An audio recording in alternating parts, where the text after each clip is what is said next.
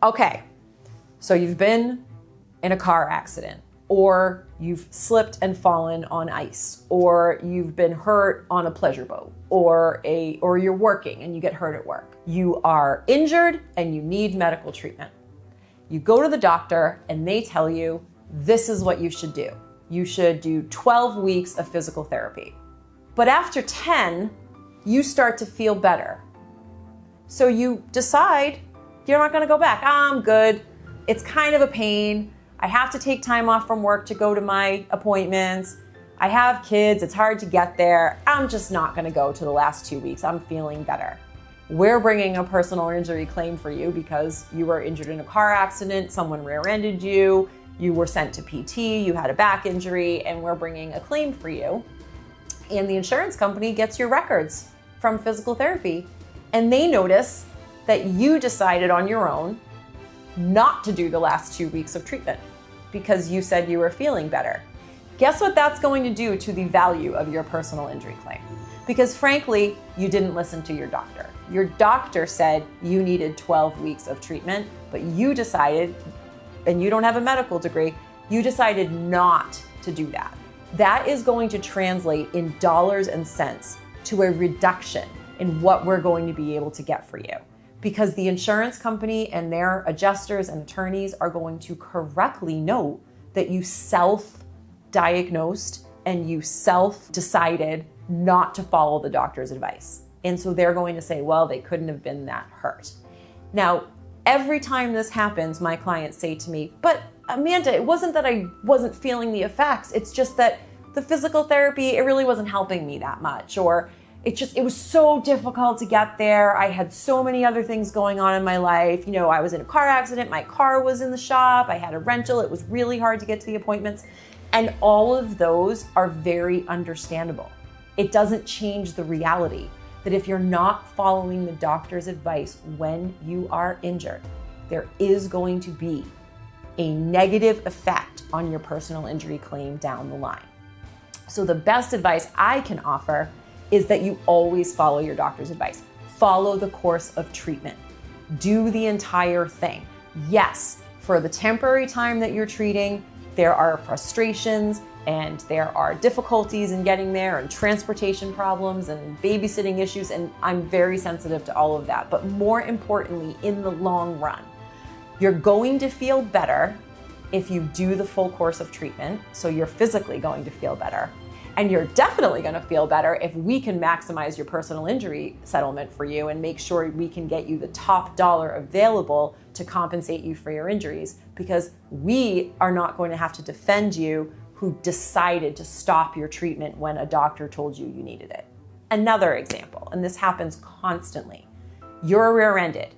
You're busy, you're out and about, some jerk not paying attention rear ends you. Now you're on the side of the road, your adrenaline's pumping, you're frustrated, you can't believe it, your car is damaged. Someone calls the police and reports the incident, and the ambulance shows up. And the EMTs walk over to you and say, let us check you out, let us take you to the doctor, let us take you to the hospital. Do not refuse the treatment. Let them check you out. Just at that moment, when a car accident has happened and your blood is boiling, you're angry at the other driver for being careless, you're upset because your car is damaged, you're frustrated, you're probably now delayed with wherever you were going, you're going 100 miles an hour in your head. In that moment, you're gonna say, oh no, I'm fine, I feel fine.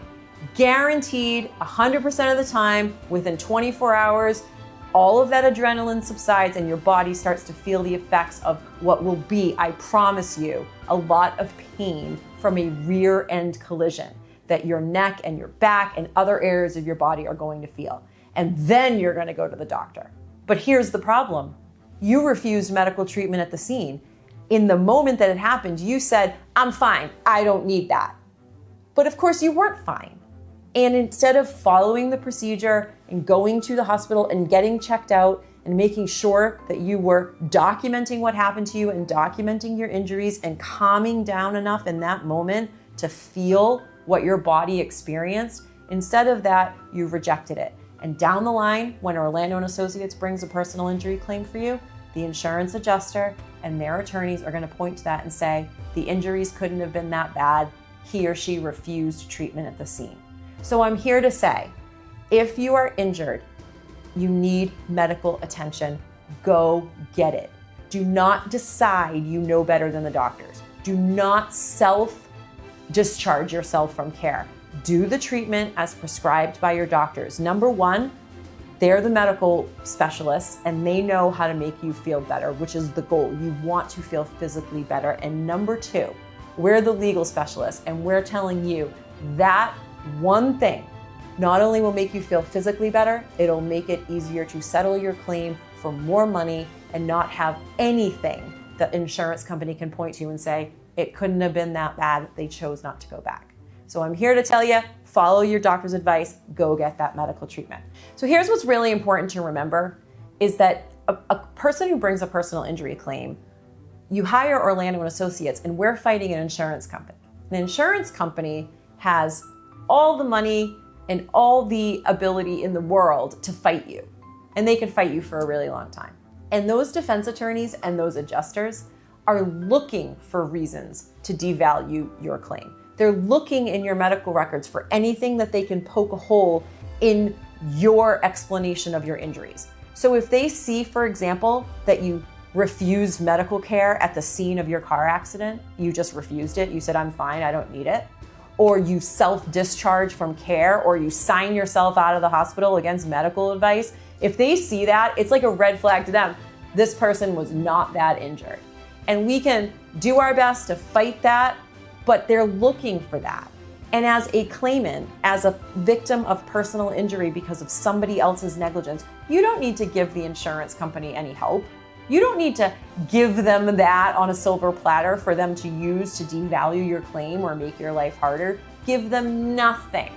Do everything to the letter and let them realize that they need to compensate you fully. Do not give them something that they can use against you that you did on your own. So it's really important. Seek the medical treatment that you need and listen to your doctors. Here's an example.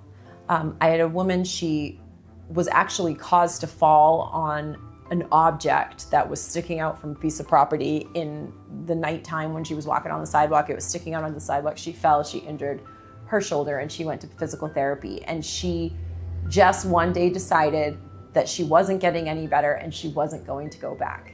And when I brought the claim, the defense attorney said to me, well, you know, she self-discharged. She really wasn't that hurt.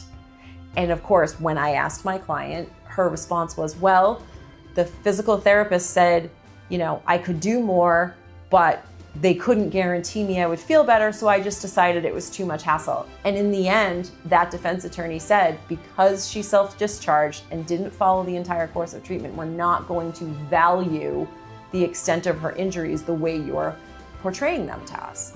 Now, they're gonna say a lot of things, defense attorneys and insurance companies, but if she hadn't self-discharged, I wouldn't have to accept condensing the amount of time that she treated, right? Because she was telling me, no, I'm still hurt. I still feel pain. Well, if that's the case, the common sense reaction is, well, then why didn't you go to the doctor? So that's what I'm saying about making sure that you follow the doctor's advice. If they prescribe you 12 weeks of physical therapy, do it. If the ambulance shows up to take you to get you checked out, go. If the doctor tells you you need an MRI, don't decide you don't. Follow the doctor's advice, and more importantly, follow your lawyer's advice. Subscribe to this channel for more information about how to maximize your personal injury claim.